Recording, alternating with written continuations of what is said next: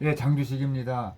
예, 중국 경제가 재채기하면 한국은 감기 걸리나라는 그 어떤 제목이 있습니다. 이 이야기는 루이주르의 마켓 나우에서 그 칼럼에서 그 인용하겠습니다. 예, 중국 경제가 구조적 침체를 겪고 있는 상황에서 정책 담당자들이 경기 사이클의 바닥을 포착하기란 아주 어려운 일이다. 간주총들은 최근 베이징에 엇갈리는 정책 신호가 투자 심리의 세계 수요에 무거운 압력으로 작용할 것으로 우려한다. 중국 국내 이기가 대체로 다른 나라로 전파될 가능성은 제한적이라고 하지만 중국 부동산 개발업자들의 부도는 계속될 것 같다. 부동산 부문에 대한 점진적 조정 과정에서 장기 유동성 이기를 견디낼 역량이 없는 기업들은 특히나 위험하다. 중국이 재채기를 하면 아시아 나머지 국가는 감기에 걸린다.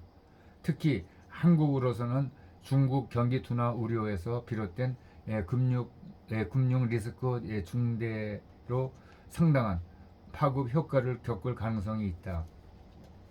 중국의 어려운 상황은 이하나 급락으로 명확하게 나타난다.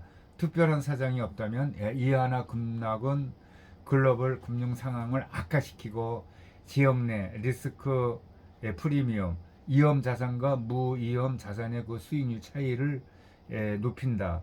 우원 달러 환율은 선장률이 둔화하고 시장 리스크가 높아질 때 상승하곤 했다.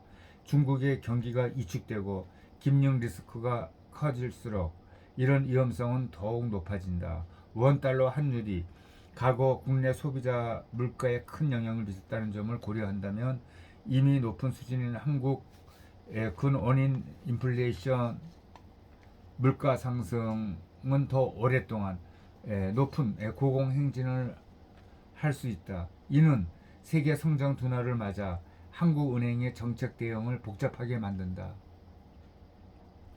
글로벌 소비자 심리가 낙관적이던 좋은 시절 동안 한국 경제는 수출과 높은 기술력으로 강력한 장기 수요에 따른 이익을 누렸다. 한국의 강점이었다. 그러나 이제 선택지의 수요가 줄어드는 어려운 시절에는 그 반대 현상이 일어난다. 한국은행은 올해 4분기부터 기준금리를 내릴 것으로 예상이 된다.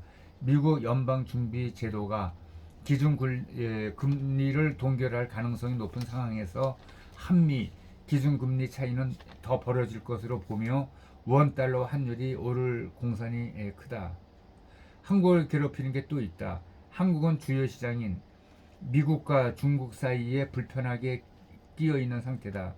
지금까지는 한국이 양측의 수요 조건 변화를 최대한 활용할 수 있었다. 중국은 삼성전자와 SK하이닉스가 생산하는 반도체의 최대 시장이다. 반면 한국의 자동차 기업은 미국 인플레이션 감축법 체제에서 미국 정부가 주는 거대 보조금을 노리고 있다.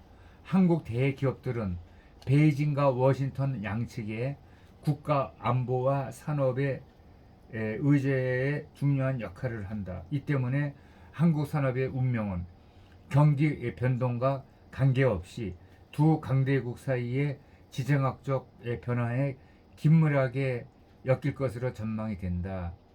예, 이 이야기는 옥스퍼드